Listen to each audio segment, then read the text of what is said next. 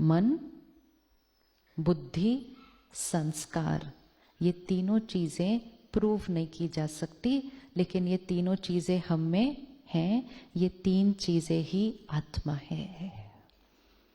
अब उसको वर्ड कोई भी यूज करो, it's that energy which cannot be shown scientifically, physically, but we are all experiencing it every moment. It is that energy. हम कहते हैं ये मेरा शरीर है, हम कहते हैं ये मेरी पोजीशन है, लेकिन सारा दिन कहने वाला कि ये मेरा शरीर है, ये मेरी पोजीशन है, ये मेरी फैमिली है, ये मेरा हॉस्पिटल है, ये सबको मेरा मेरा कहने वाला मैं कौन? मैं कौन? सब कुछ तो मेरा कह दिया, तो मैं कौन? कौन कह रहा है ये मेरा है? कौन कह रहा है ये मेरा है? वो आए, वो एनर्जी कहती है this is my body. Operation theatre में अगर कोई ऑपरेशन सक्सेसफुल नहीं होता है, आप कहते हैं टेक द बॉडी आउट, आप नहीं कहते हैं take the so and so out. वो चला गया है सो एंड सो, तो आप कहते हैं टेक द बॉडी आउट। अंदर लेके जाने के टाइम आप नहीं कहते टेक द बॉडी इन। अंदर लेके जाने के टाइम नहीं कहते टेक द बॉडी इन। अंदर लेके जाने के टाइम कहते इनको, जो उनका नाम है, इनको लेकर जाओ। अगर वो जिनका नाम था वो चले गए, फिर हम कहते टेक द बॉडी आउट। लेकिन पूरे जीवन काल में वो जो कह रहा है ये मेरी बॉडी है, रिश्ते है, पोजीशन है, वो जो सब कुछ कर रहा है, उसी पर अगर ध्यान नहीं दिया, अवेयरनेस नहीं रही, याद ही नहीं रहा कि ये मैं हूं, तो हमने छोटी सी गलती क्या की? सब कुछ जो मेरा है उसको मैं कहना शुरू कर दिया। I am a doctor actually is not a right line. I am not a doctor. I am a soul. My profession is this. तो डेजिग्नेशन जो इतने सारे हैं, जिनके साथ इतनी अटैचमेंट है, जो भाई साहब ने अभी कहा पूरी जीवन किस में चल रही है, ये मेरी पोजीशन, ये इसकी, ये उसकी, इस सब को करते करते जो मैं था वो अंदर क्या होता गया।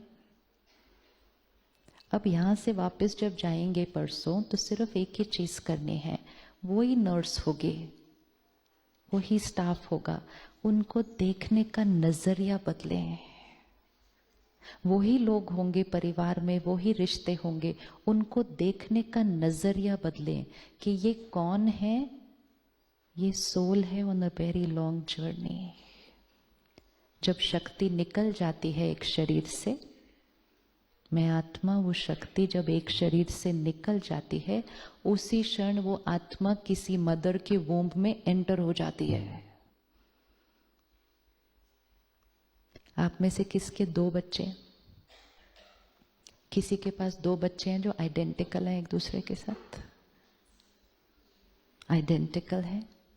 किसके पास दो बच्चे हैं जो बहुत अलग अलग हैं एकदम नेचर वाइज? कभी क्वेश्चन नहीं उठता ये मेरे दो बच्चे इतने अलग क्यों हैं? सेम घर में पैदा हुए, सेम पेरेंट्स मिले, सेम परिवार मिला, सेम वातावरण मिला, सेम स्कूल में भेजा, दोनों पे सेम खर्चा किया, सेम आदतें संस्कार देने की कोशिश की, फिर भी दोनों इतने अलग क्यों हैं? सब कुछ सेम था।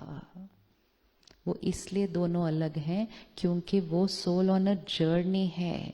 उसका प्रेजेंट में सारे फैक्टर सेम थे, लेकिन पास्ट दोनों का अलग अलग है। रीबर्थ का प्रूफ नहीं चाहिए होता, रीबर्थ का प्रूफ तो सारा दिन प्रैक्टिकल में दिखता है।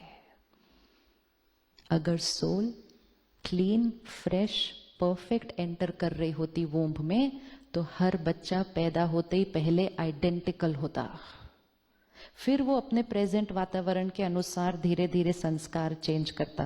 लेकिन पैदा होते हर बच्चा फिर आइडेंटिकल होना चाहिए था। और अगर सोल दो आइडेंटिकल होगी ना, फिर उसकी बॉडी भी आइडेंटिकल क्रिएट होगी, क्योंकि यहां से बॉडी क्रिएट होती है। आत्मा पैदा होते ही अलग अलग संस्कार, कोई ज्यादा रोता है, कोई बहुत शांत है, कोई हंसता रहता है, कोई चिढ़ता रहता है। अलग अलग संस्कार तो बच्चे के अंदर पैदा होते ही दिखाई देते हैं। अलग अलग भाग्य भी बच्चा लेकर आया है, इसीलिए आपको हर रोज हॉस्पिटल में अलग अलग डेस्टिनीज दिखाई दे रही हैं बच्चों की। दिखाई दे रही है, दिखाई दे रही है। अलग अलग हेल्थ लेकर पैदा हो रहा है बच्चा। किसी की बॉडी परफेक्ट है, किसी की बॉडी में पैदा होते ही इश्यूज हैं। किसने डिसाइड किया ये? क्यों इशू है उस आत्मा के? जो बॉडी उसने बनाई उसमें इशू क्यों आया?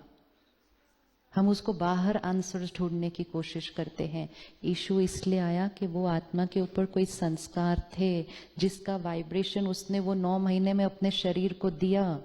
जब आज हम अपने थॉट पावर से बीमारी क्रिएट कर सकते हैं, तो उस 9 महीने में भी हम थॉट पावर से बीमारी क्रिएट करते हैं।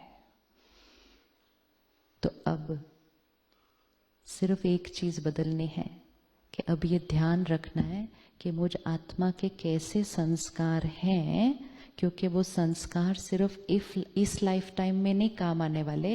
मैं आत्मा जब शरीर छोड़ूंगी तो भी मेरे साथ क्या जाएगा? क्या जाएगा? जब हम फ्यूनरल पे जाते हैं, लोग कहते हैं क्या लेकर गए? सब कुछ तो पीछे छोड़ गए। जिन चीजों के लिए हम लड़ रहे होते हैं वो सब पीछे छूट जाती हैं, लेकिन जो हम लड़ रहे थे वो लड़ने का संस्कार साथ में चला जाता है।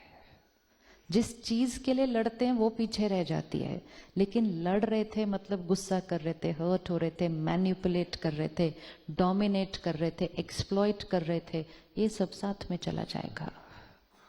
और फिर वो बच्चा अलग अलग संस्कार लेकर पैदा होगा। लॉन्ग टर्म जर्नी पर 2 ही चीजें साथ में जाएंगी, संस्कार, संस्कार और कर्म।